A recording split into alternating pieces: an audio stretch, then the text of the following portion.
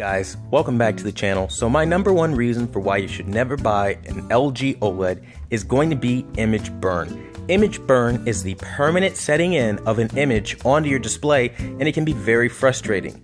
As seen here, it can even be a color that just plays into other colors, and it's really distracting. Now, moving on from this, ads. Huge issue on LG's side of things. It's just a big issue because they have the largest ads. It's not even that they have ads like every other manufacturer, they're actually quite massive, and when you're trying to enjoy your experience going into Netflix or changing an input, even accessing something as basic as the local news, you're going to be greeted with these giant ads, and it just really shits on the experience, and you really don't want that. Moving on from that, I'm going to talk about image retention. Image retention is separate from image burn, but they're often lumped together. Image retention is the temporary setting in of an image, whereas image burn is permanent and cannot be removed.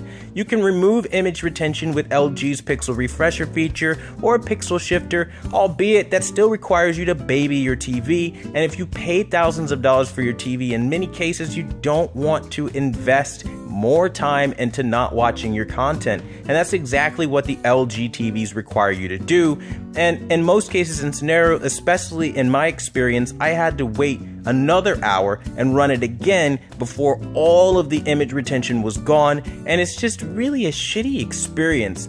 And you can gain image retention from doing something as simple as watching the local news with channel 7 image retaining into your image, and it's just not fun. For those who are video gamers, this is even worse of an issue because now you're going to have the maps on your screen. If you're in Forza 7 and you're driving around, all that stuff while you're doing endurance races is going to burn in. You're a fighting game guy, you're going to have menus, you're going to have life bars burn in. This is a big issue, and it's probably the number one reason why you should never buy an OLED, especially if you're using it for like a PC monitor and things like that. You know, toolbars will burn in and search bars. You just don't want anything to do with that.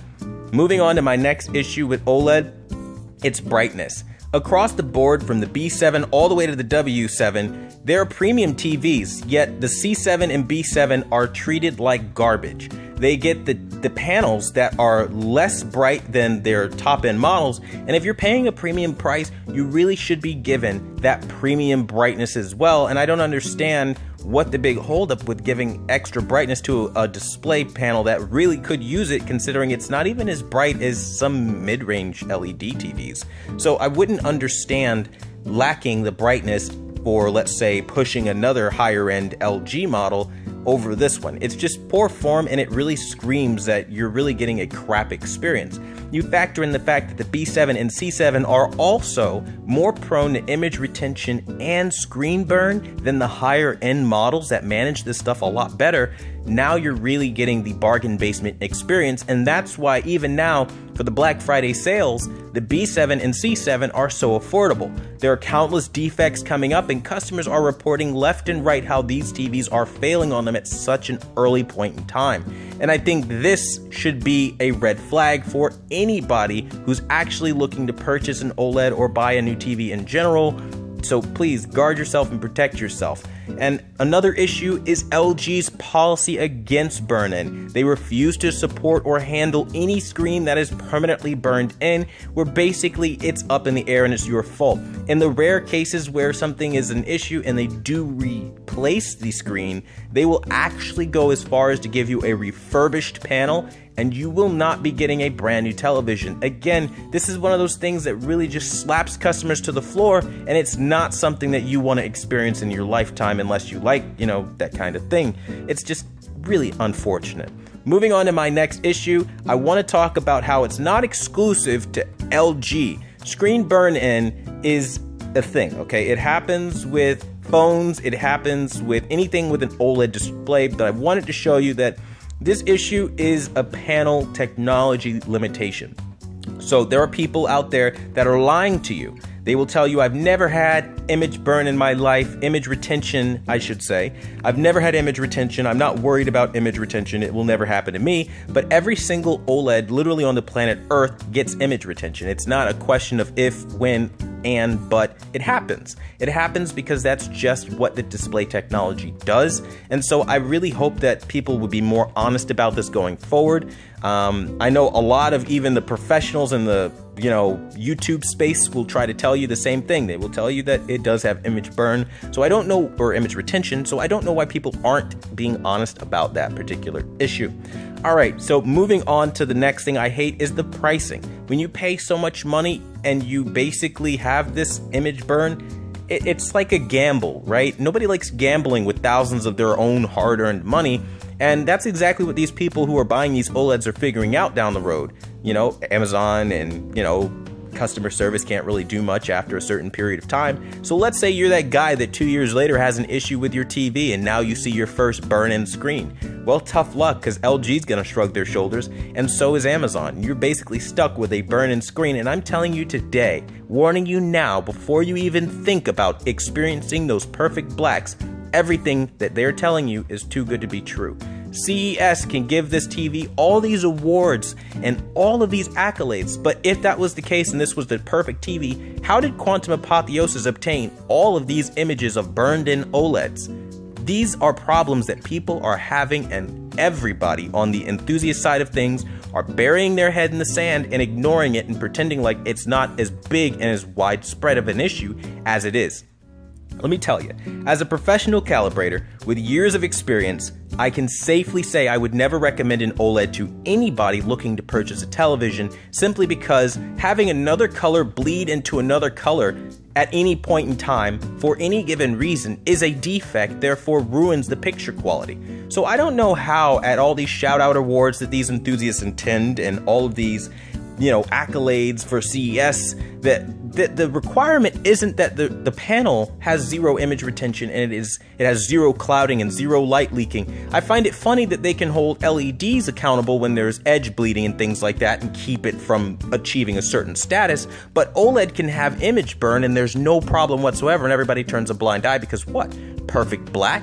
This is the kind of stuff you have to protect yourself from, because there are a lot of lies out there to push this faulty technology on you, and you will be pissed when it happens to you. I went through 4 OLEDs, guys. I have no reason to lie to you. I still use an OLED phone, okay? I'm using my S6, and even this, like I mentioned, does indeed get image retention. And I'm sure it's a matter of time before my OLED burns in, and I need to look for another phone, okay? So this is something that you can't escape, and you won't be able to escape.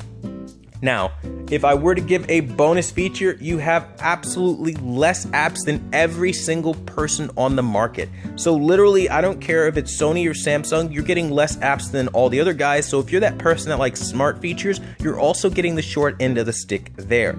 If I were to summarize this entire breakdown of all the reasons you should never buy OLED, it would really just boil down to the quality just doesn't meet the expectation or the hype being put out for the product. At the end of the day, OLED is not ready. It never was up to the standard since 2000s when it came out, or the 2000s when it came out initially, and it's been struggling with the same complaints people have had. It's too dim, image burn is a thing, image retention is a thing, the price is too high, and honestly, the perfect black and viewing angles do not justify the extra cost and money over something like, say, the Sony X900E or even the Sony X930E and above that display the best HDR you could possibly see right now without going to a Z9D. I mean, the 930E's feats for HDR are something of legend. If you want to buy a solid TV and you're considering go OLED or go Sony X930E, just get yourself a Sony X930E and you'll be just fine without any image burn. You could leave it for 8 hours if you wanted to, no problem. And this is why I say that you gotta guard yourself, guys. At the end of the day, we can't be biased and we can't be brand loyalists, because we don't force LG to improve by doing that.